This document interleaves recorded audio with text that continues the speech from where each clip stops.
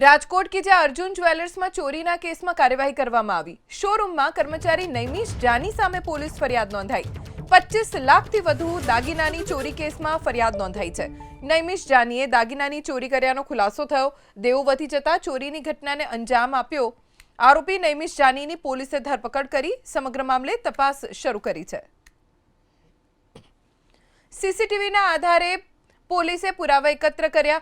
25 લાખથી વધુ દાગીનાની ચોરી કરવામાં આવી, જેના સીસીટીવી પણ પોલીસને મળ્યા, જેના આધારે નૈમિષ જાની નામના કંપનીના જ કર્મચારીની ધરપકડ કરવામાં આવી। પૂછપરછ કરતા ખબર પડી કે દેવું વધી જતા નૈમિષ જાનીએ ચોરીને અંજામ આપ્યો।